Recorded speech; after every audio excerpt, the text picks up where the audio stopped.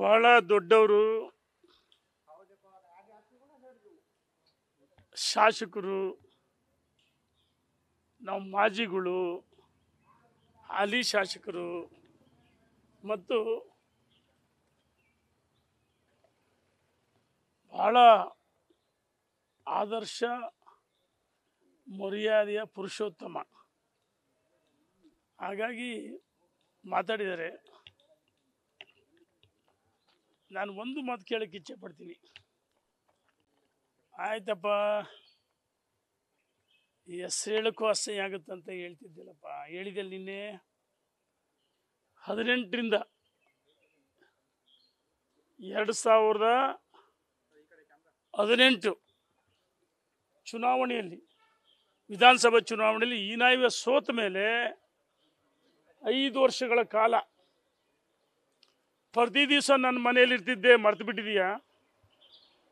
ನಮ್ಮ ಕ್ಷೇತ್ರ ಜನರಿಗೆ ಗೊತ್ತು, ನಿಮ್ಮ ಕ್ಷೇತ್ರ ಜನರಿಗೆ ಗೊತ್ತು, ದಾವಣಗೆರೆ ಜಿಲ್ಲೆ ಜನರಿಗೆ ಗೊತ್ತು. ಯಾಕಪ್ಪ ನನ್ನ ಮನೆಗೆ ಇರ್ತಿದ್ದೆ ಬಂದು? ನಿನ್ನೆಲ್ಲ ಕೆಲಸಗಳು ನಾನೇ ಮಾಡಿಕೊಡ್ತಿದ್ದೆ.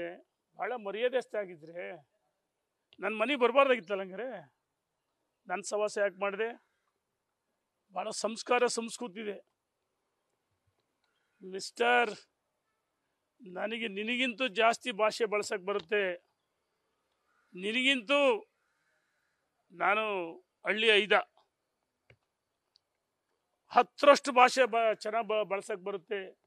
ನಾನು ಕೇಳ್ತೀನಿ, 5 ವರ್ಷಗಳ ಕಾಲ ಎಲ್ಲ ಕೆಲಸಗಳು ನಾನೇ ಮಾಡಿಸ್ಕೊಟ್ಟೆ, ನೆನಪಿದೆಯಾ?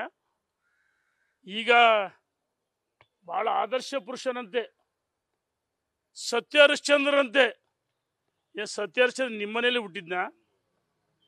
ಈ ರೀತಿ ಹಗುರವ ಮಾತಾಡಿದರೆ ಇನ್ನು ಮುಂದೆ ನಾನು ನನ್ನ ಭಾಷೆಯಲ್ಲಿ ಉತ್ತರ ಕೊಡ್ತೀನಿ, ಆಯ್ತಾ?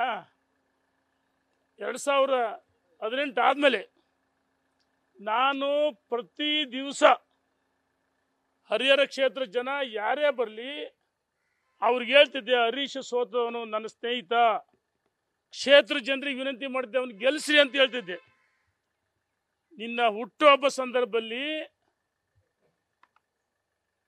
ಸ್ವತಃ ನಾನೇ ಬಂದು ನನಗೆ ಕಾಡಿಬೇಡಿ ನನ್ನ ಕ್ಷೇತ್ರದಲ್ಲಿ ಭಾಳಷ್ಟು ಒತ್ತಡಗಳ ಮಧ್ಯೆ ಇದ್ದೆ. ಕಾರ್ಯಕ್ರಮದಲ್ಲಿ ನಾನಿದ್ದೆ. ಭಾಳಷ್ಟು ಒತ್ತಡಗಳ ಮಧ್ಯೆ ನನಗೆ ವಿನಂತಿ ಮಾಡಿದಾಗ ನಿನ್ನ ಪರವಾಗಿ ಭರ್ಜರಿ ಭಾಷಣ ಮಾಡಿದ್ದೀನಿ. ಆ ವಿಜುವಲ್ಸ್ ನನ್ನ ಹತ್ರ ಇದೆ, ವಿಡಿಯೋ, ಪೇಪರ್ ಕಟಿಂಗ್ ಇದೆ. ಹರೀಶನ್ ಗೆಲ್ಲಿಸ್ರಿ, ಒಳ್ಳೆ ಕೆಲಸ ಮಾಡಿದೆ ಅಂತ ಹೇಳಿದ್ನಲ್ಲ. ಅವತ್ತ್ಯಾಕಪ್ಪ ನಿನ್ನ ಹುಟ್ಟು ಹಬ್ಬಕ್ಕೆ ನನ್ನನ್ನು ಆಹ್ವಾನ ಮಾಡಿದ್ದೆ? ಆದರ್ಶ ಪುರುಷ, ಪುರುಷೋತ್ತಮ, ಈಗ ಹೇಳ್ಬೇಕಲ್ಲ? ನಾಚಿಕೆ ಆಗಲ್ಲವ ನಿನಗೆ? ನನ್ನನ್ನು ಯಾವ ರೀತಿ ನಿನ್ನ ಕ್ಷೇತ್ರದಲ್ಲಿ ಏನೇ ಕಾರ್ಯಕ್ರಮ ಆದರೂ ನನ್ನನ್ನು ಬಿಡ್ತಾ ಇರಲಿಲ್ಲ. ಇಡೀ ಕ್ಷೇತ್ರ ಜನರಿಗೆ ಕೈ ಮುಗಿದಿದೆ, ಹರೀಶನ್ ಗೆಲ್ಸ್ರಿ, ಹರೀಶನ್ ಗೆಲ್ಸ್ರಿ. ಎಲ್ಲಿ ಹೋದ್ರು ಅಲ್ಲಿ ಹೇಳಿದೆ. ಗಣೇಶ ಉತ್ಸವಕ್ಕೆ ನಾನು ಕರೆದೆ, ನನ್ನ ಹತ್ರ ಫೋಟೋ ಅದಾವ, ಬೇಕಾ? ಆಮೇಲೆ ಯಾವ್ದಾದ್ರು ಫೋನ್ ಮಾಡ್ಬೇಕಂದ್ರೆ, SP DC ಹೇಳ್ಬೇಕಂದ್ರೆ, CEO ಹೇಳ್ಬೇಕಂದ್ರೆ, ನಾನು ನಿನ್ನ ಅವ್ರಿಗೆ ಹೇಳಿ ಕೆಲಸಗಳು ಮಾಡಿಸ್ಕೊಟ್ಟಿದ್ದೀನಿ. ಹಿಂದೆ ಯಡಿಯೂರಪ್ಪನವರು ಬೊಮ್ಮಾಯಿಯವರು ಮುಖ್ಯಮಂತ್ರಿ ಆದಂಥ ಸಂದರ್ಭದಲ್ಲಿ ನಿನ್ನ ಹರಿಹರ ಕ್ಷೇತ್ರದ ವರ್ಗಾವಣೆಗಳು ಮತ್ತು ಸರ್ಕಾರಿ ನಾಮಿನಿಗಳು ನಾಮಿನೇಷನ್ ನಾನು ಮಾಡಿಸ್ಕೊಟ್ಟೆ. ಆ ಸಂದರ್ಭದಲ್ಲಿ ಅಂದಿನ MP ಸಿದ್ದೇಶಪ್ಪ, ನಿನಗೂ ಅವ್ರಿಗೆ ಆಗ್ತಾ ಇರಲಿಲ್ಲ. ಸಿದ್ದೇಶಪ್ಪನ ಬಗ್ಗೆ ಬಳಸಿದ ಭಾಷೆ ಗೊತ್ತೈತಾ? ಮರ್ತ್ಬಿಟ್ಯಾ? Loose talking ಮಾತಾಡಿದೀಯ. ಯಾರ ಬಗ್ಗೆ ಬಿಟ್ಟಿದ್ದೀನಿ? ನಾನು ಹೇಳ್ತಾ ಇದ್ದೀನಿ, ಇವತ್ತು ನಿನ್ನ ನಡವಳಿಕೆ ಕ್ಷೇತ್ರ ಜನ ನಿನಗೆ ಯಾವ ರೀತಿ ಚೀಮಾರಿ ಆಗ್ತಾರೆ ಗೊತ್ತಿದೆ. ಇನ್ನೊಂದು ಹೇಳ್ತಾರೆ, ಮಾತೆತ್ತರೆ ಲೋಕಸಭೆ ಚುನಾವಣೆಯಲ್ಲಿ ದ್ರೋಹ ಮಾಡಿದ್ರು. ನಾವು ಹೇಳ್ತಾ ಇದೀವಿ, 2013ರಲ್ಲಿ ನಾವು ಸೋತಾಗ ನಾವು ರಾಮಣ್ಣ, ಮಾಡಾಳಿ ಇರ್ಪಣ್ಣ, S.A. ರವೀಂದ್ರನಾಥ್ ಇರ್ಬೋದು, SV ರಾಮಚಂದ್ರ, ಬಸವರಾಜ ನಾಯ್ಕ, ನಿಂಗಣ್ಣ ಎಲ್ಲರೂ ಸೇರಿ ನಾವು ಸೋತರು ಸಹ ನಾವೆಲ್ಲ ಸಂಕಲ್ಪ ಮಾಡಿ ಅವತ್ತು MP ಗೆ ನಾವು ಓಟ್ ಹಾಕ್ಸಿದ್ವಪ್ಪ. ನೀನು ಇರಲಿಲ್ಲ, ನೀನು ಸೇಲ್ ಆಗ್ಬಿಟ್ಟಿದ್ದೆ, ಕಾಂಗ್ರೆಸ್ಸಿನ ಮರಿಗೆ ಸೇಲ್ ಆಗ್ಬಿಟ್ಟಿದ್ದೆ. ನಾವು ಭದ್ರಾ ಡ್ಯಾಮ್ ಬಾಗಿನ ಬಿಡಕ್ಕೆ ಹೋದಾಗ ಸಿದ್ದೇಶಣ್ಣ ಗೆಲ್ಲಿಸ್ಬೇಕಂದ ನಾನು SV ರಾಮಚಂದ್ರ ಮಾಡಾಳಿ ಇರ್ಪಣ್ಣ ಭಾಷಣ ಮಾಡಿದ್ಕೆ ಅಯ್ಯೋ ನೀನು ಹೇಳಿದ್ದು ಅವತಾರಗಳು ನೋಡ್ಬೇಕಾಯ್ತು. ಇದೇ ಚಿತ್ರದುರ್ಗ ಜೋಗಿಮಟ್ಟಿ ಸರ್ಕಿಟ್ ಹೌಸಲ್ಲಿ,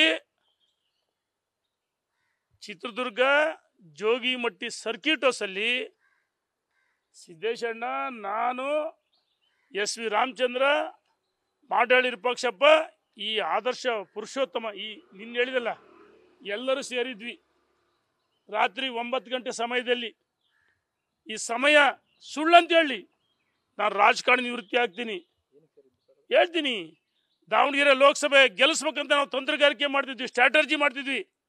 ಆ ಸಂದರ್ಭದಲ್ಲಿ ಚರ್ಚೆ ಮಾಡಕ್ಕೆ ಕರೆದ್ರೆ ಫಸ್ಟ್ ಪ್ರಾರಂಭ ಮಾಡಿದ್ದೆ, ನೀವು ನಿಲ್ಬೇಡ್ರಿ ಸೋಲ್ತೀರಿ ಅಂತ ಹೇಳಿದ್ವಿ. 2014 ನನ್ನ ಎತ್ತ ತಾಯಿನ ಸತ್ಯ, ಧರ್ಮಸ್ಥಳಕ್ಕೆ ಬಂದು ಪ್ರಮಾಣ ಮಾಡಬೇಕು, ನೀನು ಬರ್ಬೇಕು, ನೀನು ಅಷ್ಟು ಸುಲಭ ನಾನು ಬಿಡಲ್ಲ.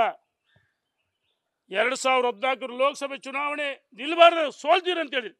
ಆದರೆ ನಾವು ಹೇಳಿದ್ವಿ ಬೇಕಾದಾಗಲಿ ನಾವೆಲ್ಲ ಸೇರಿ ಹೋರಾಟ ಮಾಡಿ ಓಡಾಟ ಮಾಡಿ ಗೆಲ್ಲಿಸ್ತೀವಿ ಅಂತ ಹೇಳಿದ್ವಿ. ಹೇಳಿದ ಮನುಷ್ಯ ಕೊನೆಯವರೆಗೂ ಆ ಕಡೆ ಈ ಕಡೆ ಡಬಲ್ ಗೇಮ್ ಮಾಡಿ ಅವ್ರ ಕಾರು, ಯಾರು ಲೋಕಸಭೆ ಸ್ಪರ್ಧೆ ಮಾಡಿ ಸಿದ್ದೇಶಣ್ಣ ಅವ್ರ ಕಾರು, ಅವ್ರು ಕೊಟ್ಟಂಥ ಕಾರನ್ನು 1 ತಿಂಗಳು ಬಳಸ್ಕೊಂಡು ನಾಳೆ ಬೆಳಗ್ಗೆ ನಾಮಪತ್ರ ಸಲ್ಲಿಸ ಇನ್ನಿನ ದಿವಸ ಹೇಳ್ದೆ ಕೇಳ್ದೆ ಓಡೋಗಿ ಕಾಂಗ್ರೆಸ್ ಸೇರ್ಕೊಂಡ್ಬಿಟ್ಟಲ್ಲಪ್ಪ, ಸೇಲಾಗ್ಬಿಟ್ಟಲ್ಲ. ಇದು ಕಾರಣ ಕೊಡ್ಬೇಕಲ್ಲ, ಉತ್ತರ ಕೊಡ್ಬೇಕು ನೀನು. ಇದಕ್ಕೆ ಅಷ್ಟು ಸುಲಭ ಬಿಡಲ್ಲ ನಾನು ಹೇಳ್ತೀನಿ. ಇನ್ನೂ ಆದರ್ಶ ಪುರುಷನ ಕಥೆಗಳದವೆ. ಒಂದ್ ನಿಮಿಷ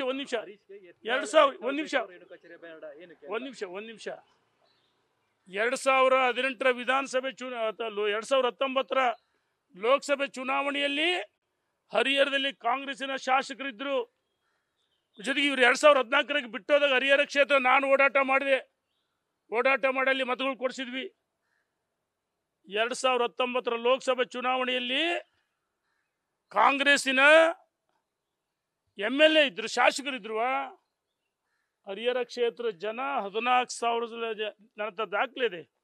14,000ಕ್ಕೆ ಹೆಚ್ಚು ಮತಗಳನ್ನ ಲೀಡ್ ಕೊಟ್ರು. ಇದು ಸುಳ್ಳ ಹೇಳ್ತೀನಿ ನಾನು. ಒಂದ್ ನಿಮಿಷ ನಾನು ಹೇಳ್ತೀನಿ. 2000 ಹೇಳ್ತೀನಿ.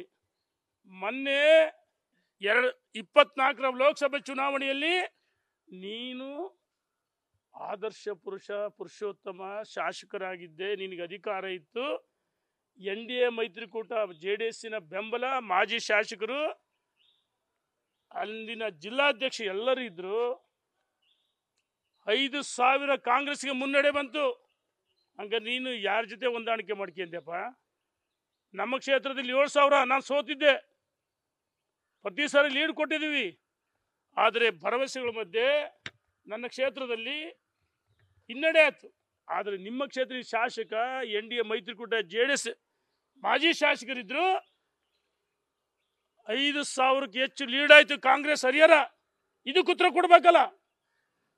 2018-19 14,000 BJP ಲೀಡು. ಮೊನ್ನೆ ನಡೆದಂಥ ಲೋಕಸಭೆ ಚುನಾವಣೆಯಲ್ಲಿ 5,000 ಲೀಡು. ನಾವು ಹೇಳ್ತಾ ಇದೀವಿ, ನಾವು ವರಿಷ್ಠರಿಗೆಲ್ಲ ಏನು ಹೇಳಬೇಕು ರೈಟಿನ ಕೊಟ್ಟಿದ್ದೀವಿ. ಸೋಲಿಗೆ ನಾವ್ಯಾರು ಕಾರಣ ಅಲ್ಲ, ಸ್ವಯಂಕೃತ ಅಪರಾಧ. ನಾವುಗಳು ಯಾರೂ ಅಲ್ಲ, ರವೀಂದ್ರನಾಥ್ ಅಲ್ಲ, ನಾನು ಅಲ್ಲ, ರಾಮಣ್ಣ ಅಲ್ಲ, ಮಾಡಾಳಿ ವಿರೂಪಾಕ್ಷ ಕಾರಣ ಅಲ್ಲ, ಕಾರ್ಯಕರ್ತರು ಮುಖಂಡರ ಕಾರಣ ಅಲ್ಲ. ಅವರ ಸ್ವಯಂಕೃತ ಸೋಲಾಗಿದೆ. ನಾವು ಸಹಿ ಮಾಡಿ ಕೊಟ್ಟಿದ್ದೀವಿ. ಕಳೆದ 1 ವರ್ಷ ಚುನಾವಣೆ ಆದಾಗಲೇ ಸೋಲಿಗೆ ಅವರೇ ಕಾರಣ, ನಾವಲ್ಲ. ಹರಿಹರ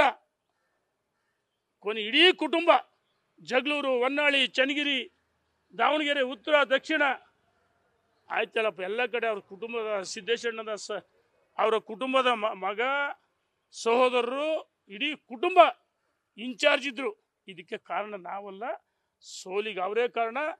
ಏನು ಹರಿಹರದಲ್ಲಿ ಹಿನ್ನಡೆ ಆಯಿತು, ಈ ಮನುಷ್ಯ ಈ ಹಿಂದೆ ಸೇಲಾಗಿದ್ರು, ಮೊನ್ನೆನೂ ಹಣಕ್ಕೋಸ್ಕರ ಇವರೆಲ್ಲ ತಮ್ಮನ್ನು ತಾವು ಮಾರಾಟ ಮಾಡ್ಕೊಂಡ ವ್ಯಕ್ತಿ. ನನ್ನ ಬಗ್ಗೆ ಆಗಿರುವ ಮಾತಾಡೋಕ್ಕೆ ಸಹಿಸಲ್ಲ.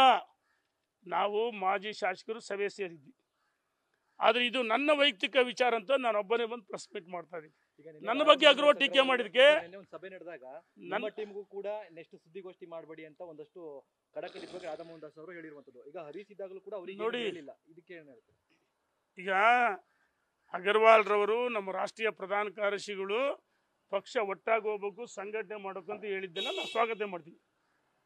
ಆದರೆ ಈ ಹರಿಹರದ ಪುರುಷೋತ್ತಮ ಆದರ್ಶ ಪುರುಷ ನನ್ನ ಬಗ್ಗೆ ಕೆಟ್ಟ ವೈಯಕ್ತಿಕ ಮಾತಾಡ ನಾನು ಬಿಡ್ತೀನ? ನಾನು ಇಂಥ ವಿಚಾರಕ್ಕೆಲ್ಲ ಎದರಲ್ಲ. ನನ್ನ ವೈಯಕ್ತಿಕ ವಿಚಾರ ಇದು BJP ವಿಚಾರ ಅಲ್ಲ. ಅವರು ಏನೇನದೆಲ್ಲ ದಾಖಲೆ ಈ 2019ರಲ್ಲಿ 14,000 ಕಾಂಗ್ರೆಸ್ ಲೀಡ್, BJP ಲೀಡ್ ಬಂತು, ಕಾಂಗ್ರೆಸ್ MLA ಇದ್ರು.